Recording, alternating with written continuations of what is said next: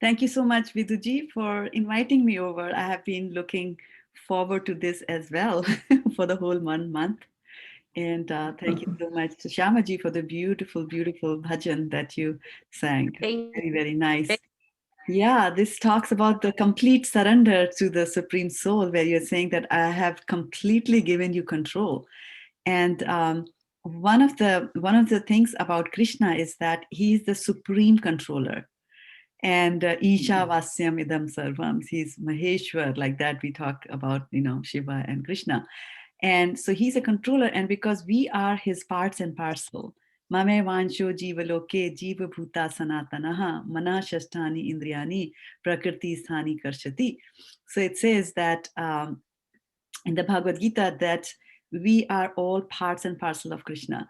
So because we are parts and parcel of Krishna, so that is why what happens is that whatever qualities Krishna has, those qualities are there in us also. And so he's a controller, so we want to control as well. And so when we realize that we can't control everything in life, and that's when the surrender comes into picture, and then we turn to Krishna and we say, अब सौंप दिया तेरे हाथों में right मेरा जीवन अब सौंप दिया मेरा जीवन हे भगवान तुम्हारे हाथों में. So it's like, once you come to this conclusion, then peace is going to come naturally. It will be a concomitant factor. It'll come together with that. So we have been talking about something. Peace is there, yes, and then after peace comes happiness. So we were talking about how can we get happiness, and we were talking about some mantras last time when we started with PowerPoint presentation. So I will do that as well. We'll continue on with the same slide deck, and after these prayers to the spiritual master and the other Vaishnavas and the others in the parampara. ॐ अज्ञानतिमरन्धस्य ज्ञानाञ्जनाशलाकया चक्षुरुन्मिलितं येन तस्मै श्रीगुरुवे नमः. श्रीचैतन्यमनोभीष्टं स्थापितं येन भूतले स्वयं रूपा कदा मह्यं ददाति स्वापदान्तिकं. वन्देऽहं श्रीगुरो श्रीयुतापदकमलं श्रीगुरून् वैष्णवांश्च श्रीरूपं साग्रजातं सहगणा रघुनाथान्वितं तं सजीवं साद्वैतं सावधूतं परिजनसहितं कृष्णचैतन्यदेवं श्रीराधा कृष्णपादान् सहगणा ललिता श्रीविशाखान्वितंश्च. हे कृष्णा करुणा सिंधु दीनबंधो जगतपते गोपेशा गोपिका कांत राधा कांत नमस्तुते. तप्त कांचन गौरांगी राधे वृंदावनेश्वरी वृषभानुसुते देवी प्रणमामि हरिप्रिये. वाञ्छ कल्पतरुभ्यश्च कृपा सिन्धुभ्य एव च पतितानां पावनेभ्यो वैष्णवेभ्यो नमो नमः. जय श्री कृष्णा चैतन्य प्रभु नित्यानंदा श्री अद्वैता गदाधर शिवासादि गौर भक्तवृंदा. हरे कृष्णा कृष्णा कृष्णा हरे हरे हरे रामा राम राम हरे हरे. गौर प्रेमानंदे हरि हरि बोल. So we'll start today's session with a recap of what we have been talking about. And I have, for the time being, muted everybody. And when there's time for us to have some reciprocation, some question answer sessions, and some sharing of thoughts, then I will start I will unmute all of you there as well. So, can anybody raise their hands and tell me whether you see a picture of Prabhupada on your screen? Do you see that, or do you see something else? Okay, fine. This means I'm sharing the right screen. I'm always in doubt. Okay, so so today we had the beautiful Kirtan. We'll follow that by Krishna Katha. Then we have some reflections towards the end. And as I said, that we're going to talk about the happiness mantras. And we had talked about a little story last time. And that was that there was a man and he was in a jungle and he was being chased by a tigress. And he was running very, very fast. And the tigress was coming very close. And then, as he was running, he comes to a sudden stop because they were about to step over a well. And in that well, there were some animals. And I'm not going to show the picture of those animals because I know Vidhu Mataji doesn't like to see them. But it was a well which was full of snakes. And so I'm going to skip over the slides, but you can you can recall the picture from the last time we met. So as soon as he's going to fall into the well, he suddenly, struggles for his life, and he finds that on the top there is a little, a creeper, and so he's hanging onto the creeper. And he's hanging for his life. His arms are going to get tired. He's going to fall into the well. He's scared of that. And as if that was not enough, as he's worried about that this branch is going to break, he sees that there is a rat on one end of the creeper, and that rat was nibbling away. So even if he didn't fall down on his own, the rat was going there to cut everything to pieces. And then, of course, at that time in extreme agony, he cries out and he says, God, please help me. He cries that. And then, as he's crying out for his God, he raises his face upwards, and there he sees that there is a beehive on the top. And so he looks at that. And so he's saying, okay, fine, bees, just stay there, stay there. I'm here, you stay there. We are cool. No worries, you stay in your area, I stay in my area. And as he's just thinking about that, he sees that there is a mad elephant that comes, and he just goes and hits the tree with his head. And so this guy is very, very scared. But then the good news is that as soon as the elephant hits the tree, this man falls off the tree on the other side of the well. And he's saved, so-called he's saved, except for that once few people did not like this commotion that the elephant had created. And those were the bees in the beehive. So they come out and then they start stinging this man. And so they are all over him. And of course, as he was being stung, there was a beehive. So some little drops of honey fall into the man's mouth. And the man sticks out his tongue, like this, tongue orchid is doing. He sticks out his tongue and he says, wow, this is the best honey that I've ever tasted in my life.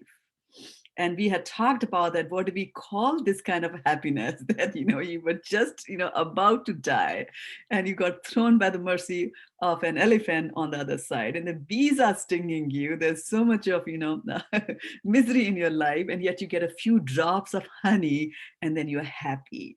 And we said that this is called the happiness of the fool, and most of us belong to that category.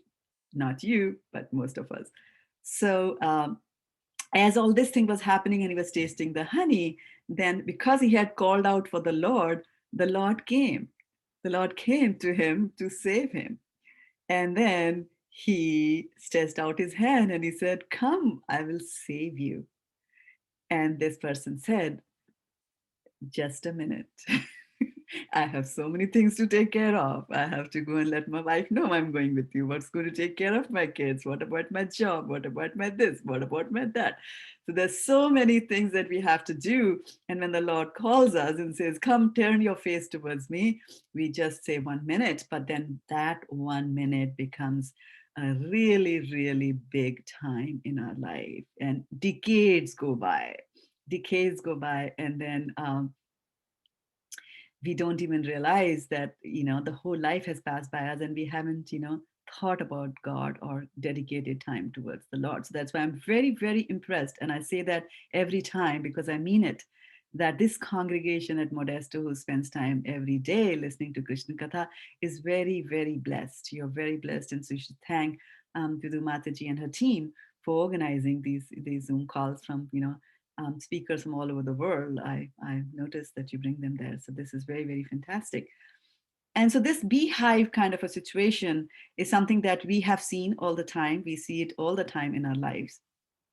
And we always feel cornered, all the time, as if, you're playing a game of chess and we are cornered. And yes, this world is indeed a game of chess. And no matter who we are, we could be the paddle, we could be the ghoda, the horse, or we could be the elephant, we could be the king, whoever we are on this game of chess on this material world. We have to remember that we are not the ones who are moving the things around on the chessboard. It's all Krishna's plans. And then we try to mess with Krishna's plan. The best thing for us to do is to align with Krishna's plan. And when we don't do that, when we don't align with Krishna's plan, we are cornered. Like this little king that we see. I mean, all of us are kings and queens, right? I'm Lord of all I survey. Everything is under my control, right? I've got bank balance, I've got youth, I have got power, I can do everything. Yet Krishna will come and corner us like he has cornered all of us to sit inside our houses for almost a year now, scared of the COVID virus that's going around here.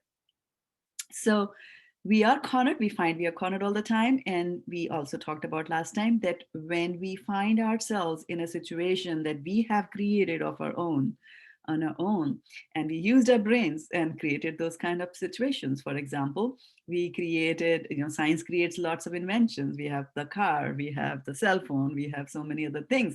And we thought that they're going to make our life easier, but they have made our life even worse, right? Earlier, when I used to work, there were no phones. Forget about cell phones. There were not even telephones in their homes that your boss could call and ask you to work. So once you went home, you went home. And then you could live with your family. You could spend time with your little ones, your loved ones. But now it's not like that. Even if you're even if you're taking a shower, your boss expects you to answer the call because they have given you a cell phone. So our life doesn't get better. Actually, we used our intellect and we create problems. And Albert Einstein said that when you create problems, to solve those problems, you need an intellect which is at a higher level.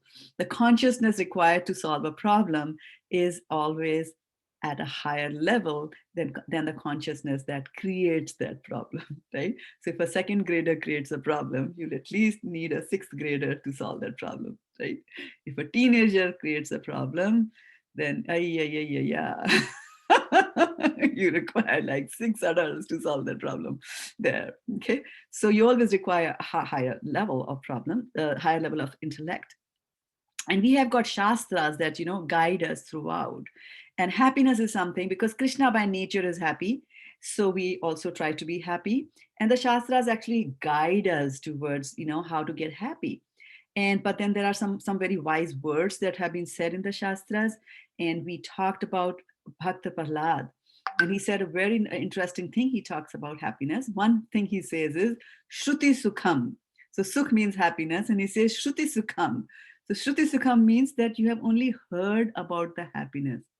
You're not very happy, but you think that the neighbors are happier than I am. They have got better things, right? Till you put your ear to the wall and listen to the conversation that's going on in their home, and then you'll think like, oh, fine, I'm much better. Krishna has given me much better situation than those.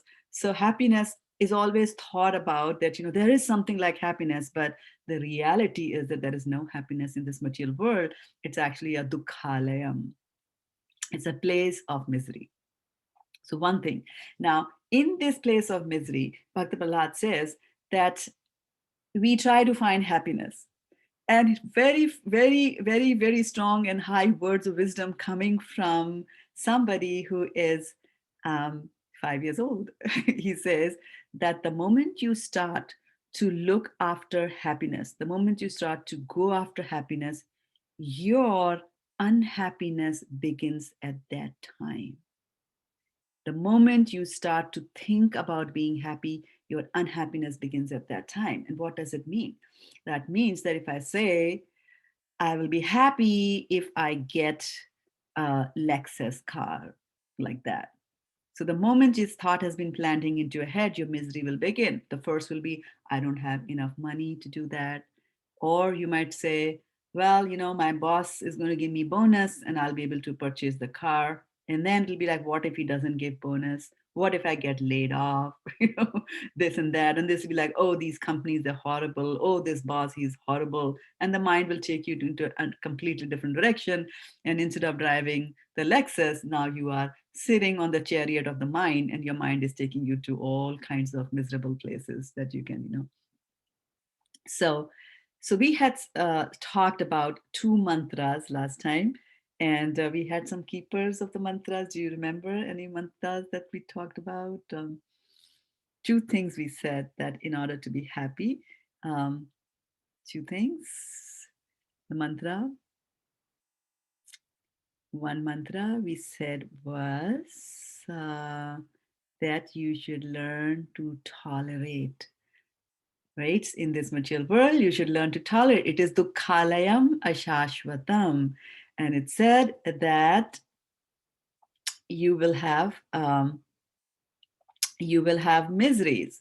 And Krishna says, Marta sparshastu kanteya, shitoshur sukha dukkhada, agam apaniva nityas tam titikshasva bharata. So he says that in this material world, because your senses go and contact with the objects of the senses, the eye sees something, the skin feels something, the ears feel something. So because of this touching, you feel things. And these feelings are like the seasons, they come and go. So if the good feeling is coming, that'll also go. And if a bad feeling is coming, that will also go away. So rest assured, there's nothing permanent in this material world, good or bad, happiness or distress. Just learn how to tolerate. And then we took a verse from the fifth chapter of Bhagavad Gita, which says, Sakhnoti haiva yashodham praksharira vimokchana kama krodha bhayodvega sa yukta sa sukhi naraha. So it's talking about sukhi naraha. Who is a sukhi nara? Who is a happy human being? And he says that a person who has learned how to control the urges of his senses, kama krodha, these kind of urges that come as if they just come and overcome us, and they push us in one direction. If we learn how to control them, then we'll be very, very happy, right? If somebody did something to us, tolerate it instead of getting angry. So tolerate it will help you overcome the anger that comes. And once anger comes into us, then we forget everything that has been taught to us by our teachers, by the scriptures, by the spiritual master. We forget everything, and all kinds of crazy ideas the mind presents in front of us. And now when these ideas are presented, then the intelligence also gets bewildered with so many negative ideas and just picks up one of them. Once you pick up a wrong action, then you'll just continue to fall down the path because you're doing the wrong thing, right? So learn to tolerate, nip it in the bud, and learn to tolerate in the first place itself. Then we had also talked about the second mantra, which was that you should learn how to put your heart in the right place. And we talked about the word Shraddha, which said that Shrad means heart and Dha means to put it.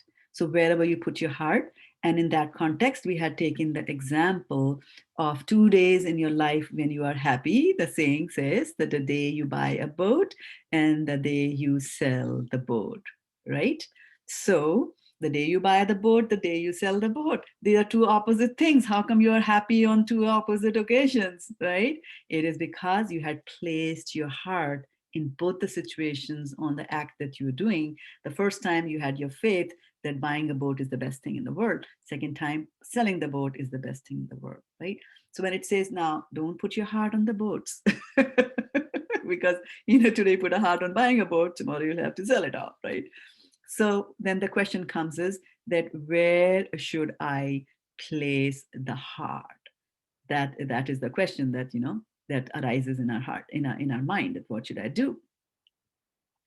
So I'm going to bring up a verse in front of you here, and which is from Srimad Bhagavatam. And it says, Anartho pasamam shakshad bhakti yogam madhokshaje lokasya janato vidwams chakre satvata samhitam. So what he's saying is that we all know we are miserable here, but he's saying that the miseries that a living entity, which means a soul or an atma, the pain that a soul or atma undergoes, or the miseries that the soul undergoes, are superfluous to him, right? Because the pain is actually being inflicted on the body, right? The insults are going put into the ear, but the soul is independent of that. Nobody can come and touch the soul, cut the soul, beat the soul, say something to the soul, make the soul, give COVID to the soul. Nobody can do that. They're all superfluous to the soul, right? But we still have these miseries because we think we are the body. And it's saying that all these miseries can be directly mitigated. It's a very strong word. They can be directly mitigated. How will they be directly mitigated? By linking yourself with the process of devotional service. So miseries, how do I get rid of them? Link them with the devotional service, right? So this is where you should be placing your heart, and that is in the process of devotional service, like that. Okay. So why do we say that to be happy? Why do I have to do devotional service to be happy? It makes me miserable to get up in the morning, somebody says, take bath in a cold shower, don't eat this, don't eat that, don't do this, don't do that. Why do I have to do this thing here? Right? So there are certain characteristics of devotional service.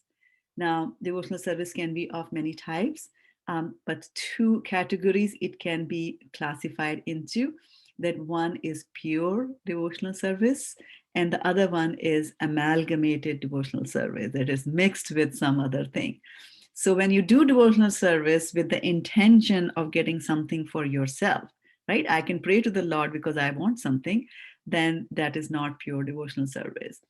Pure devotional service will do certain things, and I'm going to bring up that next slide, which talks about the 6 qualities of pure devotional service here. And so it says, pure devotional service brings immediate relief from all kinds of material distress, right? So, well, then we have to first understand that why will devotional service bring me relief from material distress? How is it going to do that? Then we have to dig into the root cause and find out, why do we have material distress in the first place? And how come some people have more distress and some have less distress? Some are more distressed, some are less distressed. So, do you think, did you ever give a thought as to why we have miseries in our lives? Any ideas? And I'm going to allow you to unmute yourself and answer. So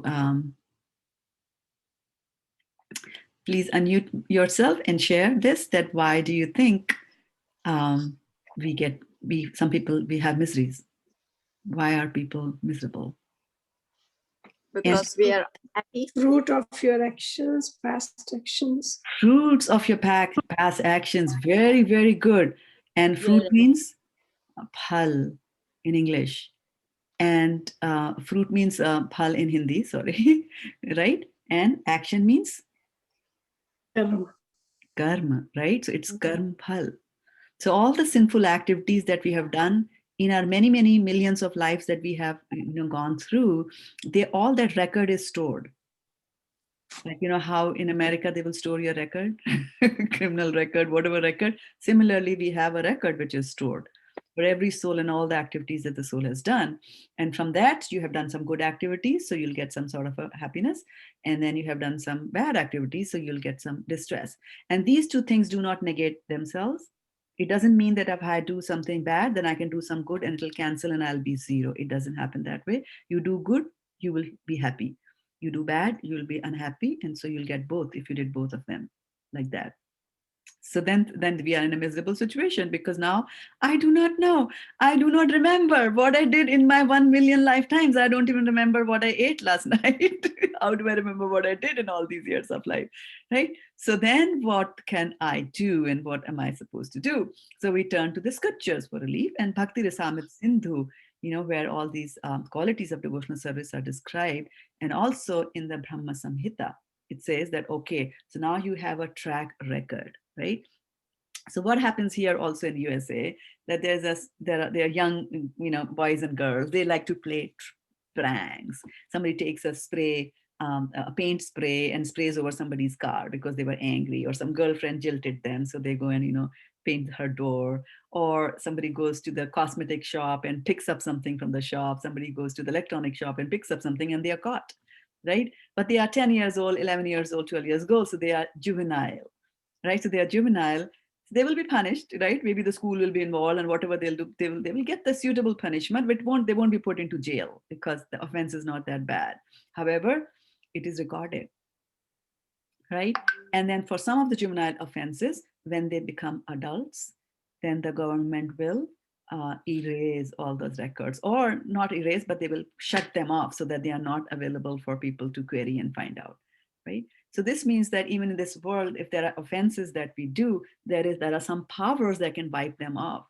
So, well, from that we can draw our parallel and see that if we are loaded with lots of sins that we have done, and if our record is bad, and our record is not juvenile record, we have done adult, we are adults, we have done adult crimes, right? Like that. So what do I do? So now I have to go and find out, right, who can strike it off, who can wash it all away, who can burn my records. And it is devotional service who can do it. Karmani nirdhati kintu cha bhakti bhajam Govindamadi Purusham Tamaham Bhajami. That is why I pray to Lord Govinda, because he's the only one who can strike off all the sinful activities that I have done. Then what it does is the pure devotional service, and I'm going to share the screen again, and I'm going to mute everybody also here. And pure devotional service, well, so we got the loophole there. Good for us. Krishna has made that arrangement. It brings immediate relief from all kinds of material distress.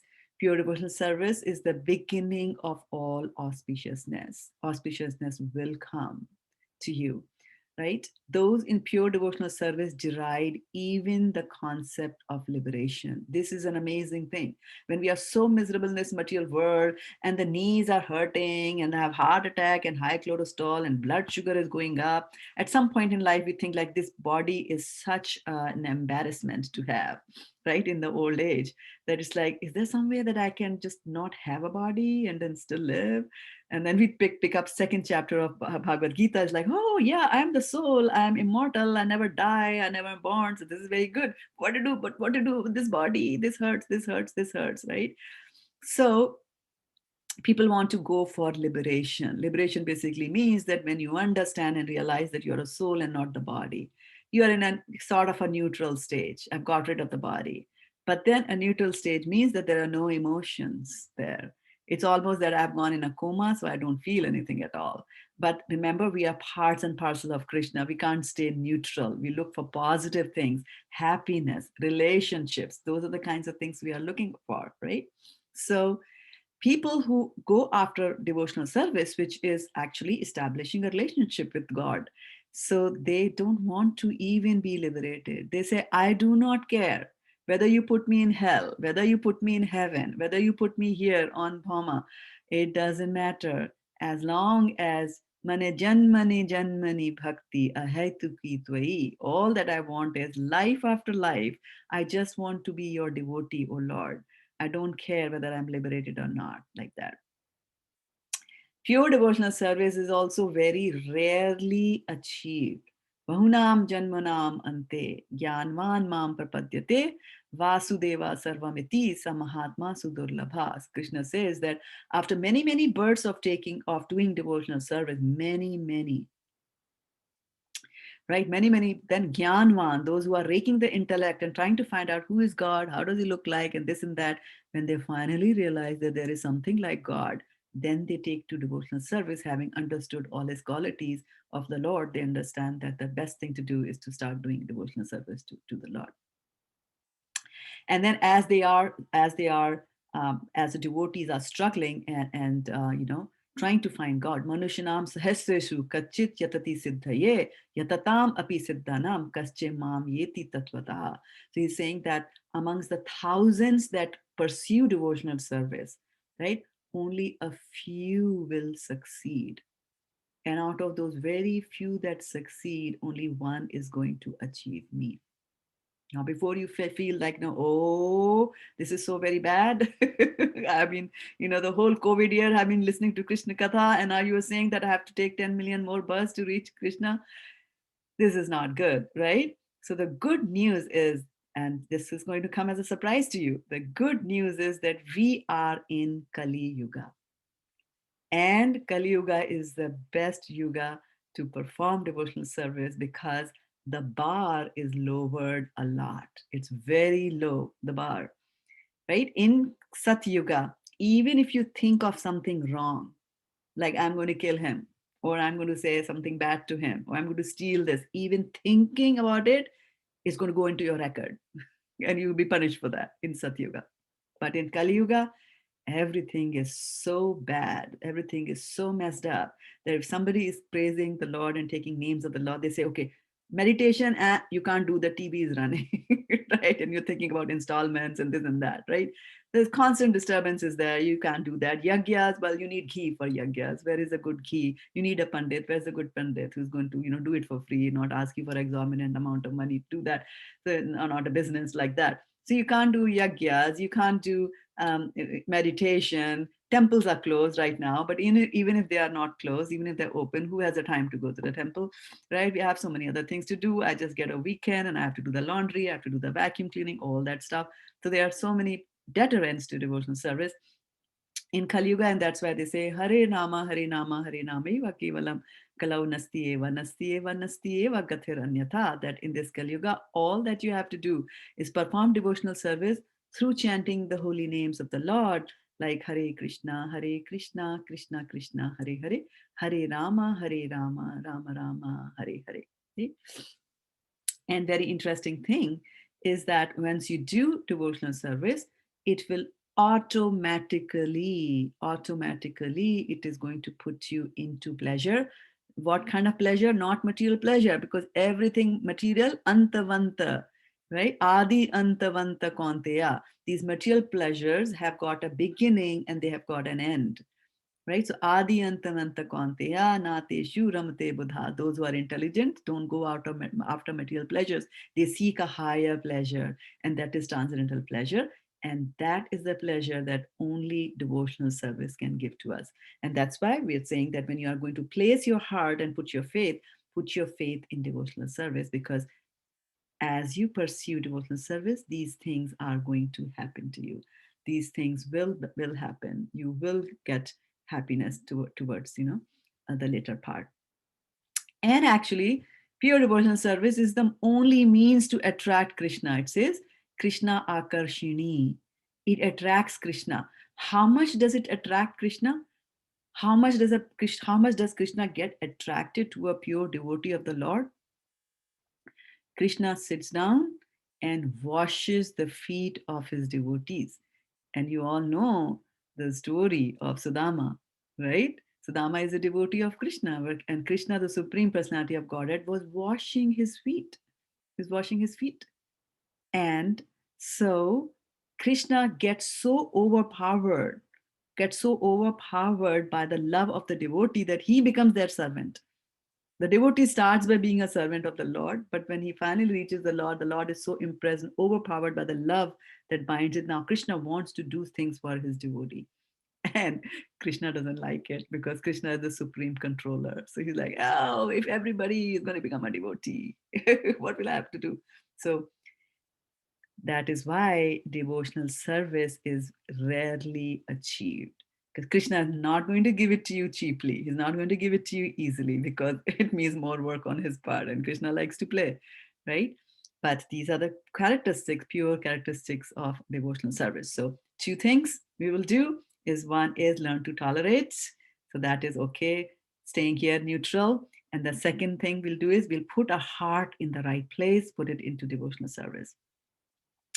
The third thing that we have to remember, the third mantra is learn to be satisfied with whatever you have. Okay, so be satisfied with what you have. Okay, so there is a mathematical equation for what actually satisfaction is, right? So, what the satisfaction is, that whatever you are experiencing and whatever were your expectations, whatever you are experiencing right now. For example, I'm experiencing a temperature of 35 degrees, maybe here, or 70 degrees. And my expectation was that this room would be warm and the temperature would be 80. So my experience is 70 and expectation was 80. So 70 minus 80 is minus 10. So your satisfaction? No, it is a dissatisfaction, right? So one of the ways to always get a positive when you are doing this math, when you're subtracting your expectations from your experience, right? So what can you do to get positive satisfaction? What are some of the things that you can do to get a positive from here, a positive result all the time? And I'm going to unmute you all so that you can answer this question. So, what can I do in life so that I can get a positive answer from this? So, I've unmuted yourself, and Vaishana Mataji has typed in and she says tolerate. Um, and then I'm repeating the formula that we had. It said that satisfaction is equal to experience minus your expectation. So, how can I get positive, like satisfaction and not dissatisfaction? If you subtract, Change your attitude. change your Lower expectations. lower your expectations. Very good, right? Why? Be satisfied what you have. Right. So we have the formula says experience minus expectation. Now, what control do we have over experience? Do we have any control over what we are going to experience? Do you think we have 100% control? We have no, your mind. right? No. To Right? some extent. Yeah, to some extent, right? Not always, right? So we make big plans that we are going to do this and going to do that. I'm going to control this. And then suddenly out of the blue, something, out of the blue comes and happens. Like, I mean, who goes to sleep in the morning and says, I wish I'm going to have a flat tire in the morning, or to wish that the income tax people are going to come to my home and going to have an income tax raid. Who wishes that? Nobody wishes that. Nobody, right? But still they happen. Still they happen. So your experience is not always under our control. But what is really under our control is expectations. So if you lower your expectations from whatever you were getting, then you'll always be satisfied. So we should learn to be satisfied with whatever we are getting. And always remember that what we get is a result of what we have done in the past. So don't expect too many things. If you got less, then be satisfied with the fact that, okay, and this is Krishna's thing, right? Krishna's Be content. Be content. Very good. Very, very good, right? So we say that we should be content. And look at this. I already told you. Abrahma bhuvana loka punar avartino arjuna mam upetya tu konteya punar janma na vidyate. And Prabhupada translates that and it says, from the highest planet in the material world, which will be where Brahmaji lives, down to the lowest, which will be the Patal Lok, all are places of miseries, wherein repeated birth and death take place. So that's your expectation. That should be our expectation from this material world. And as long as we are expecting that, things can happen, bad things can happen. So when they don't happen, then you'll be happy. You'll be satisfied. Oh, worse could have happened.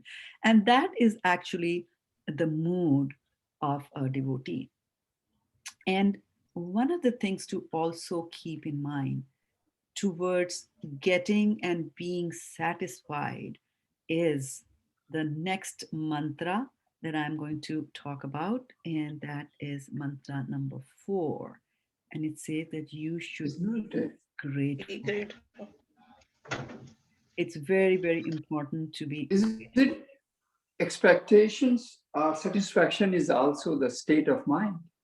Oh, yes. Oh, yes. And then what does Krishna say? What does Arjuna say about our state of mind?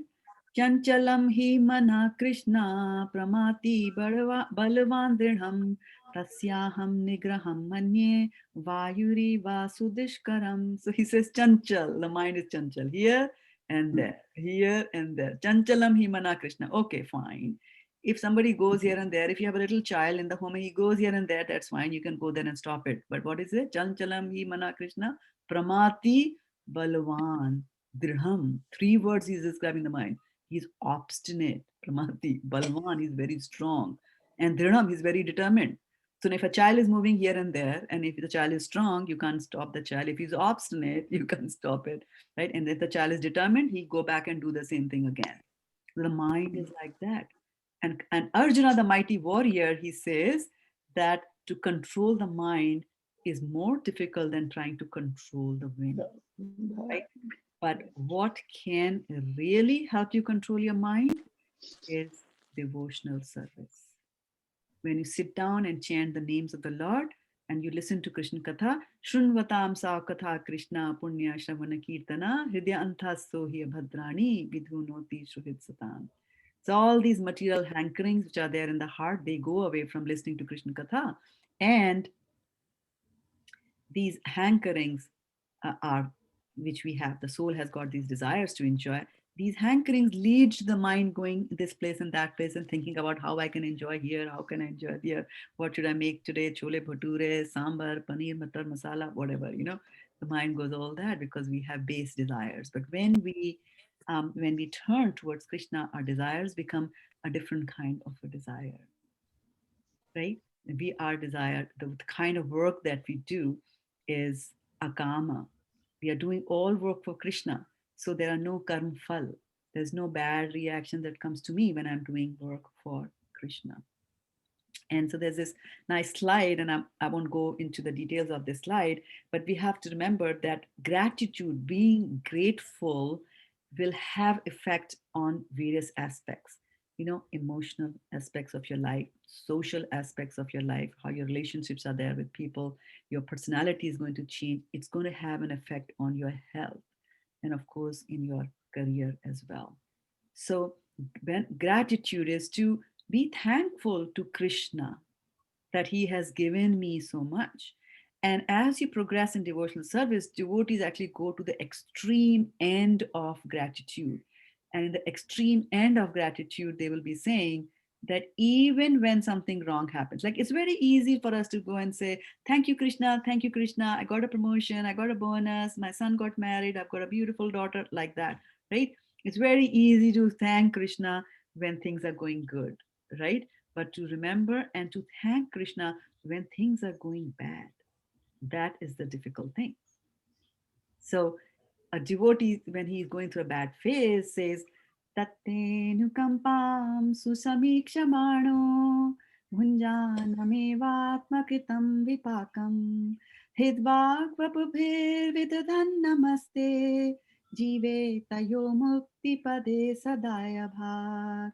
So what he's saying is that when miseries come into the life of a devotee, he says, Tatte anukampan. He says, hey Krishna, this is your mercy, this is your anukampa. Why? Because I deserved worse. Worse treatment should have been meted out to me. Because of my karma phala, because of the sins that I have committed, I deserve worse. But because I am your devotee, Krishna, you have taken care of me. I should have suffered a loss of $20 million. I just got away with a loss of some tens of thousands of dollars, right? I could have been declared with cancer, and I just fell and hurt my knee, right? So instead of, crying when you hurt your knee and, blaming everybody under the sun that, why you have a hurting knee, the bhakta will turn around and say, I deserve worse. So it immediately changes. And as Harish ji has pointed out, the way you think, the satisfaction is coming from what you're thinking. And here, because you're connecting everything with Krishna, who is the supreme source of pleasure, so you will feel. We have one more question here.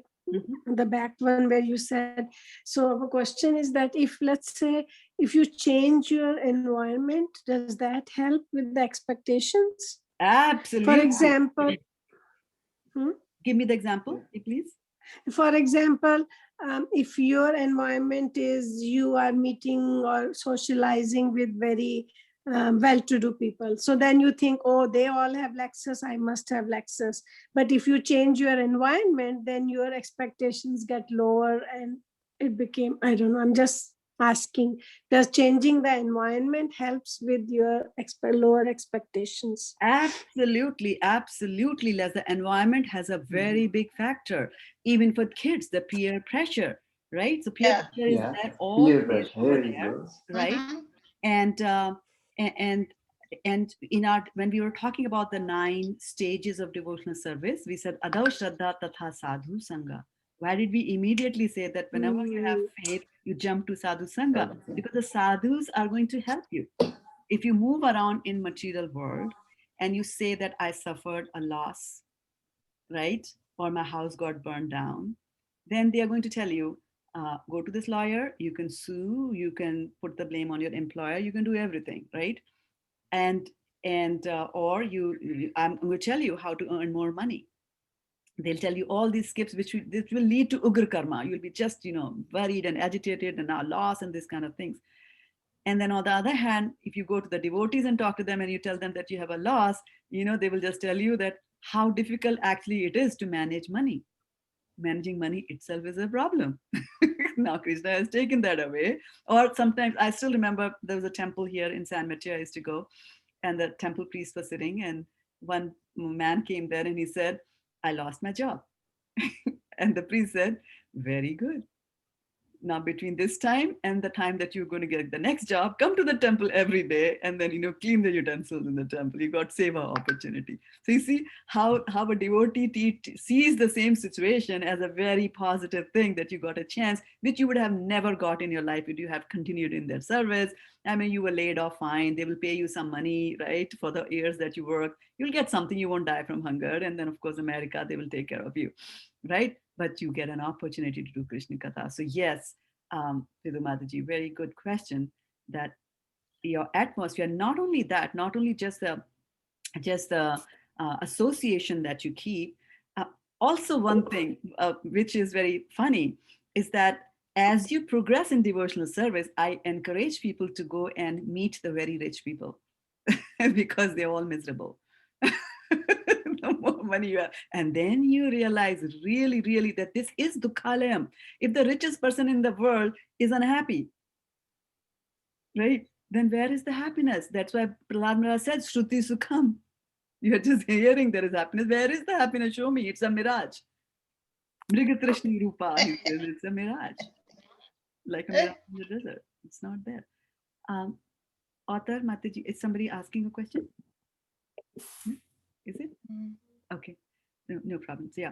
So not only that, also the way you think and whether you're agitated, whether you're calm and quiet also depends on the food that you're eating, the books that you're reading, the things that you're watching on television, the kind of vibrations that you're allowing to fall inside your ear, right? You just go and tune to one of the channels where the reporters are that they're so agitated about some murder that happened in some remote village, and then you also get also worked up about that, right?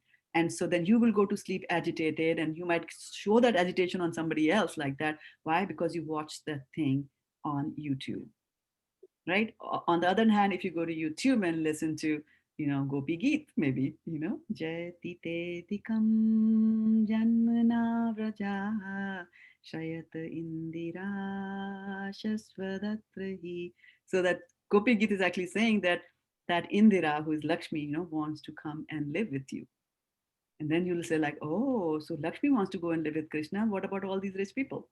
Like that, right? So good vibrations, good association, good reading, and good eating habits, good sleeping habits, all those will lead to a calm and a quiet mind.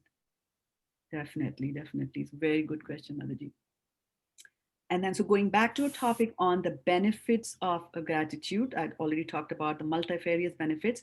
We also need to, get into the habit of writing a gratitude journal. At the time when you go to sleep in the night, take out a sheet of paper and write, what are you grateful for? Now you will realize that in the beginning, you'll have 10, 20 names. Next day, same 10, 20 names. Third day, same 10, 20, 10 to 20 names. I'm grateful to my husband. Next day, grateful to my husband, grateful to my husband, grateful to my husband. So as you continue with your gratitude journal, you should also go and see how you can um, elaborate a little bit more on why am I grateful to my husband? Because today he folded the laundry.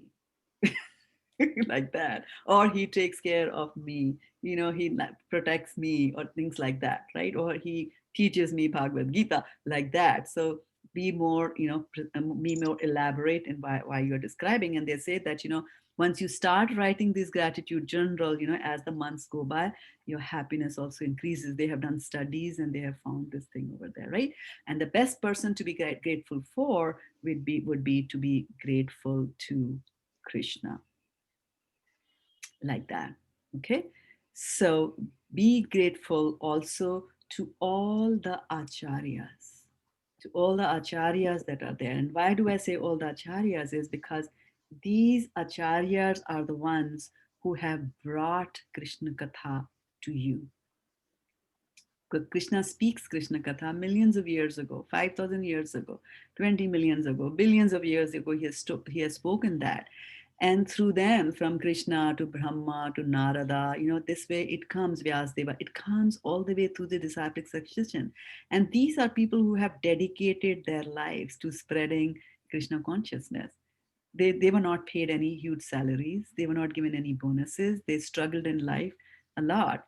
And, you see Prabhupada, he came to America at the age of 69 to spread Krishna consciousness. He translated books into English. And this is such a fantastic plan, and how you marvel and you can feel happy. I mean, a lot of us are from India and we hear about the British Empire, and some of us grew up hating the Britishers because they did this and we were slaves and things like that. But one of the things, as I was growing up, one of the things that my teacher taught me, that because the British Empire was all over the world, then they used to teach English language to everybody wherever they were. So the French would know English, the Spanish would also know English if they ruled there, Americans, Indians, still like that. So wherever there was an English rule, in the British rule, English became a language. So now this happened, and then people in India also learned a lot of English. People in UK, of course, they learned no English. America, the Gulf countries, everybody knew English. And all that Prabhupada had to do was to translate the Shastras into English. And then the whole world can now read the Shastras. So you can always see positive things. And Krishna has his own schedule. Okay, let's have a British rule. Let the Britishers go and teach English. Then I'll send a Bhakta there, and then he will teach you the Shastras. Because if Sanskrit is different language, difficult language to read. And because he has translated that into English, that is why we are having this katha over here. I tried reading the Bhagavad Gita in Hindi. I could not understand, although I am from Uttar Pradesh, right? The land of Hindi. I could not understand. It was very difficult for me to understand. But when we turn to the English and to the translations that Prabhupada has done, it's a totally different thing over there. Yeah. So with this, I will stop. We are coming close to the top of the hour, and we have a couple of minutes. So if you want to share any reflections or questions, we will take it. And have I muted everybody? Is it that? Or no, Yes. unmuted. Yeah, I think you can. Yeah, you can unmute themselves. Yeah, you can unmute yourself. Anybody has a question? Just press unmute on there. Anything that you heard today? Any mantra that we talked about today? What was the mantra you should be? No. I could ask the second mantra. Which one was? I a little bit didn't understand. Second mantra. And what was the second mantra? Hanji. कौन सा था second mantra? Yeah, which one was that? I kept writing, but I don't know which one. Okay, I'm asking. Which one is second In mantra? the right place. Which one? Put your heart in the right place. Yeah. Oh, that was the one. Yeah, that but was from in previous. that- Yeah. Go ahead, Usha ji, go ahead. In this, you said that there are two kinds. You went on one pure devotional services, but what was the other? I didn't get that one. What was the other kind? Yeah, so I said that when it comes to today, we talked about that if you're putting your heart in something, then you should put your heart in devotional service. And we talked about devotional service. And then the Right. other mantra that we talked about today was being satisfied. Okay, being satisfied with whatever you have. And we had a formula, right, where it said that satisfaction is experience minus, right? So that was one. No, I think No, her question and our question is that you said there are two kinds of devotions. One is Devotional pure service. devotion, and you told us that pure devotion is when you total surrender to yourself to God and Yes. no expectations from God. But you didn't talk about the second one. Second That's one. what she Oh, wants to know. okay. All right. Chaturvidya bhajante mam jana sukritino arjuna artho jigyasu arthati jnani cha bharata rishabha. So Krishna is telling to Arjun, calling him Bharat Rishabha, best in the Bharat dynasty. He's saying that 4 types of people come to me. And what are those 4 types of people? He says, artho jigyasu artharti. Artho means one who is in distress. Like Gajendra, he had a crocodile on his leg, right? For 10,000 years, the crocodile was holding his foot, and then he turns to Krishna and he offers the lotus flower to him. Artho, Jigyasu, and what else? Artho jigyasu artharti. Jigyasu is inquisitive. Somebody nice. somebody sees the sun rising and the sun setting. So jigyasu, there is some superior intelligence behind this. What makes the sun rise? What makes the sun set? I'm not doing it. Somebody is doing it. Who is that somebody? Artho jigyasu. That's jigyasu. Artharti. Arth means economic development. I need some money and I want my factory to run, my job to stay. I want bonus. I want this and that. Artharti. You need something for yourself. Artho jigyasu artharti jnani sa. Jnani is one who has realized that there is God. And now he's trying to find where God is. Bahunam janmanam ante gyanvan mam prapadyate vasudeva sarvamiti sa mahatma sudurlabha. So Usha ji, for those who are artho, right, they have distress, so they are praying to God for their own benefit. And then artharti, those who are looking for some economic development, so those are definitely not pure devotees. Even the jigyasus, even the jigyasus are not really pure devotees, because what they are trying to do is they are trying to satisfy their own curiosity. Jigyasu is curiosity. Jigyasa is curiosity, right? So they're trying to satisfy their own curiosity. There's no such thing that I'm a bhakta and I have to, pay obeisance to the Lord, pray to him and things like that. They're just, raking their intellect and they're trying to find out. But then once they get the real gyan, that there is Krishna, right? And I am his servant. And then they are doing bhajante, right? Chaturvidha bhajante mam. 4 types of people do bhajan for me. So that one is the pure one who does it. So ahetuki apratihata. It doesn't have pure devotional service, is unmotivated and uninterrupted. It'll always happen, good or bad, happiness or distress, devotional service continues. Like that. Got it. Thank you. Thank you. Yeah, thank तुमने you so याद much. कर रखा है, बहुत बहुत शुक्रिया आपका। पूरा Thank you. गीता को रट रखा है। Very interesting. यहाँ एक श्लोक याद नहीं होता और तुमने पूरा याद कर रखा है, खटाखट बता दिया आंसर। आप मेरी टीचर हैं मिसेस वाली। थैंक यू वो सारा श्रेय आपको ले जाता है, आपने बचपन में सिखाया है।